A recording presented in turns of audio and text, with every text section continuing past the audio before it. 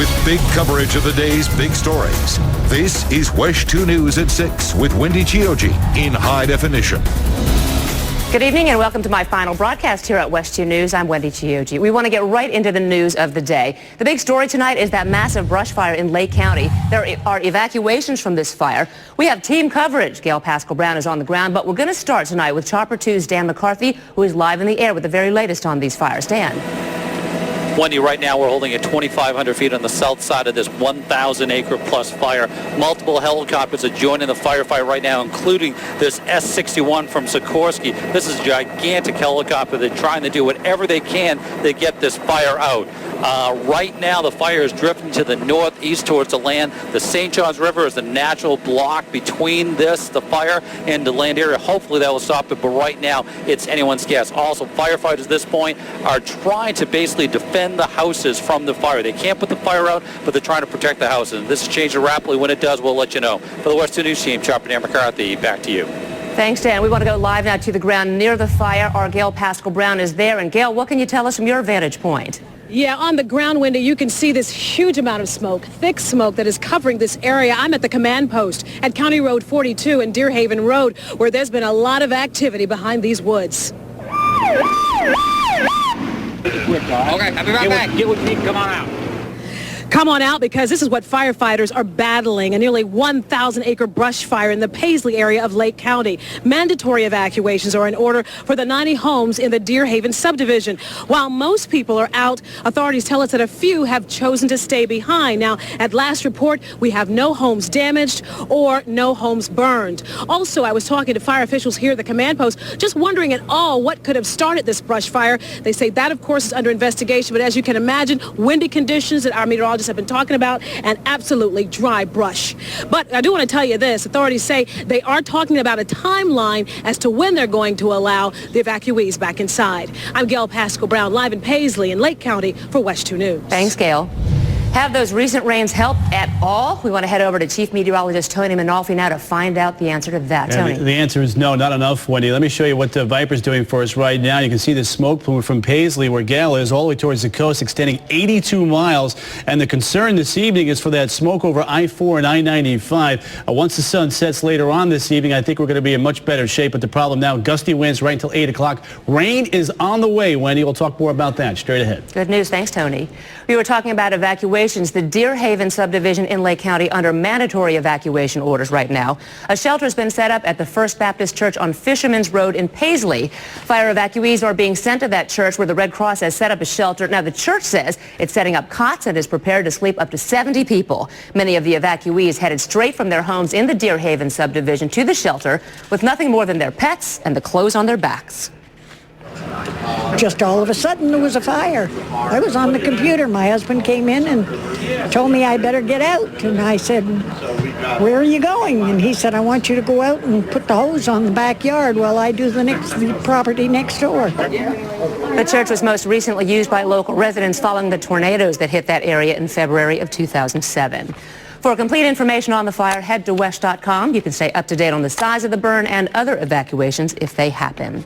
Florida is now in the spotlight. The Democratic candidates have avoided Florida till now because the state moved up its primary. Now they are back with a vengeance. Barack Obama just finished addressing supporters in Kissimmee, and Hillary Clinton is also talking with Floridians.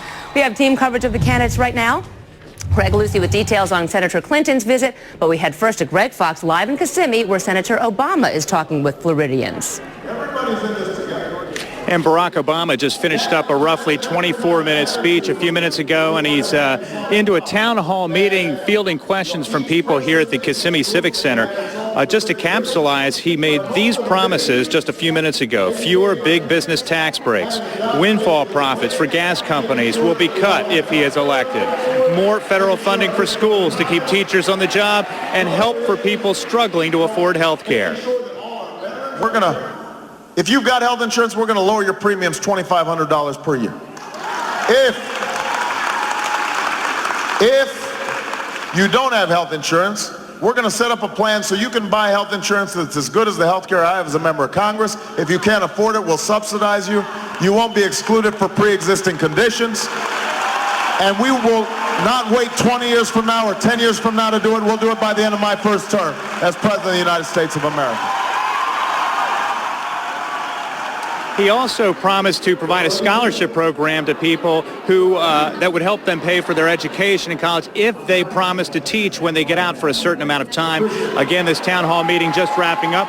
We expect to be talking with Barack Obama one-on-one, and we'll bring you a complete report tonight at 11. Wendy? Sounds good. Thanks, Greg. Senator Obama is only allowing each media outlet to ask a brief question during his time here. We asked you what you thought we should ask the presidential candidate, and we decided on a question from Patrick Finnerty, who wrote into WESH.com. Finnerty wonders, why are you fighting to deny our right to vote and fighting to enforce the Democratic Party's un-American treatment of Florida and Michigan Democratic voters?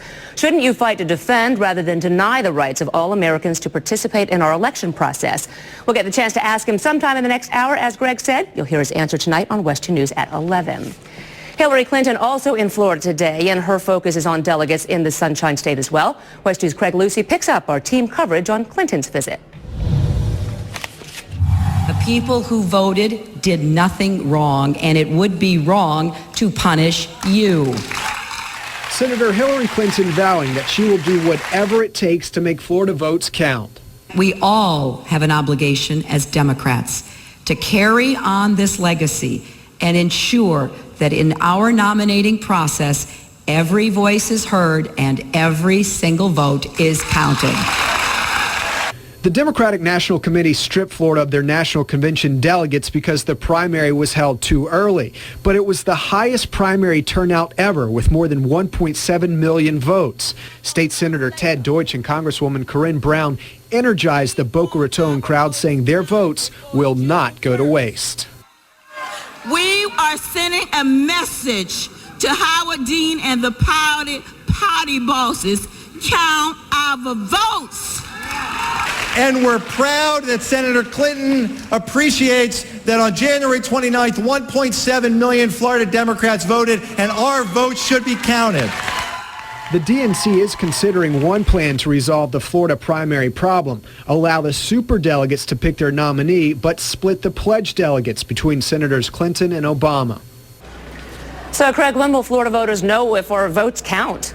Well, Wendy, on May 31st, Democratic Party leaders will consider this plan to split the delegates. Then voters will know for sure if the Florida delegates will be able to participate at the convention. Wendy? Thanks, Craig.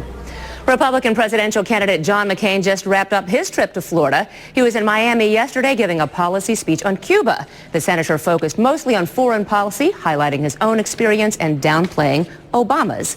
You can get the latest on the candidates, especially what they're saying about Florida, on WESH.com.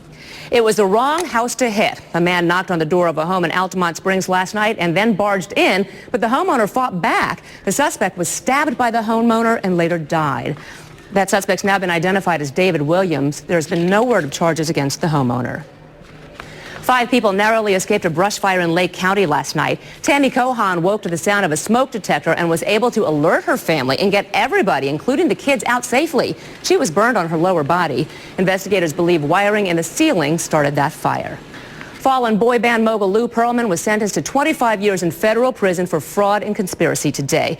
Emotions ran high outside the courthouse between those scammed by Pearlman and one of his supporters. In court, the judge told him he would take 1 month off that 25-year sentence for each $1 million Pearlman returns to investors. Some of them say he should not have an incentive to do the right thing. Even if he gets the money back, he should be put in jail and kept in jail until he dies.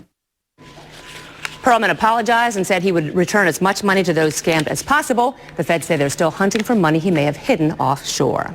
Coming up next on WESH 2 News at 6, it got hot today. Tony has a look at whether we have any storms heading in our direction. We do. They are on the way. But right now, a big concern, of course, was that the smoke plume, it extends from DeLeon Springs all the way towards the coast, reducing visibilities. How soon will the rain arrive? I'll have the answer straight ahead. Jim.